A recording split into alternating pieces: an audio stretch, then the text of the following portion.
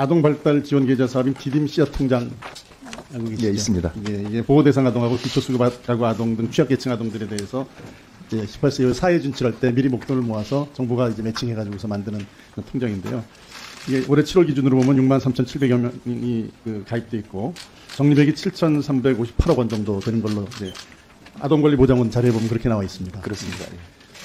이게 굉장히 아이들한테 큰 도움은 아니더라도 그래도 목돈이 어느 정도 목돈이 지원돼서 굉장히 좋은 제도라고 보여지는데 문제는 만기가 됐는데 이걸 찾아가지 않는 미인출 금액이 많이 남아있는 것으로 복지부 자료에 보면 나와 있습니다. 2023년 9월 현재 2,073억 원 정도가 지금 인출이 안 돼 있는 걸로 나와 있습니다. 그래서 이 인출 금액이 계속 좀 늘고 있는데 그 이유는 뭐 제가 알아보니까 이게 잘 몰라서 물론 당장 찾지 않고 좀 이따 찾는 아이들도 있지만 있는지 잘 몰라가지고서 이걸 못 찾는 그런 아동들이 많다는 겁니다. 그래서 아동권리보장원에서 이제 아마 표본 조사를 해봤더니 15% 정도가 이제 만기가 돼서 이거 자기가 찾아가는 줄 모르고 있는 아동들이 있답니다. 이거는 그리고 이 만기 자체 안내를 받지 못한 비율도 29%, 그다음에 앱으로 이게 조회가 가능한데 그런 걸 잘 모르는 아이들도 73% 정도 이런 아이들이 이런 자기가 어려서부터 이제 적립된 거니까 잘 모르고 있는 경우도 있는 것 같아요. 이걸 좀 더 아이들한테 자립 청소년들이죠 이제 좀 잘 알리고 잘 활용할 수 있는 방안이 필요할 것 같은데 그 방안에 대해서 좀 고심을 좀 해주시고 새로운 제도 방안에 대해서 좀 아이들이 자립 청소년을 위해서 이미 적립돼 있는 돈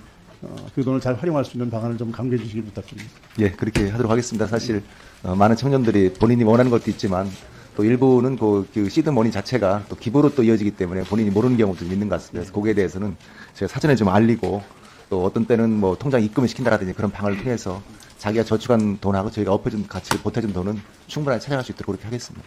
예. 장관 네. 여쭤보겠습니다. 건강보험 정책 우리가 다룰 때 네. 물론 보장성 네. 확대 이것도 중요한 아젠다이긴 하지만 중증 질환으로 생명의 위협을 받거나 또 경제적으로 치료 부담이 큰 환자들에게 우선적으로 지원하는 이런 것이 굉장히 중요하고 아마 우리 정부는 그쪽에 네. 어떤 건강보험 정책이 방향성을 가지고 있는 것으로 알고 있습니다. 맞죠? 그런데 희귀 중증 난치 질환 치료비 항목을 좀 보면은 네. 2020년도, 2021년도, 2022년도 자료를 보면은 뭐 전체 진료비가 조금씩 늘고는 있지만 전체 총 진료비 중에서 이 희귀 중증 난치성 질환 진료비가 차지하는 비중을 보면은 총 진료비 비중도 조금씩 줄어들고 또 공단의 부담금 비율도 오히려 좀 비율상으로는 줄어들고 있습니다. 그런데 이 건강보험 정책에 관해서 이런 중증 희귀 난치성 질환 이런 환자들에 대한 지원을 보면은 대개 이제 고가거나 또는 이런 경제적인 이유 때문에 급여화가 맞습니다. 충분히 안 되는 부분들이 많은데 적어도 우리 이 건강보험 정책으로서는 이런 희귀 중증 난치성 질환에 대해서 어느 정도 목표를 가지고 적어도 진료비 중에 어느 정도는 우리가 부담을 해주겠다라는 그런 지향성 목표가 있어야지 경제성 때문에 이 급여화하지 못하는 그런 것들은 좀 줄어들지 않을까 하는 생각을 가지고 있습니다. 그 부분에 대해서 이 어느 정도의 목표를 설정하고 또 희귀 중증 난치성 질환에 대한 진료비 부담을 좀 확대해 나갈 것인지에 대해서 장관의 견해가 있으면 말씀해 주시기 바랍니다. 네. 희귀 중증 난치 질환에 대한 그 보장성을 강화하는 것은 저희가 방향이고요. 구체적인 목표는 지금 말씀드리기는 좀 어렵지만 의원님께서 주신 자료를 보면은 전체 진료비의 10%도 안 되고 있지 않습니까? 이 범위를 계속 확대를 하겠습니다.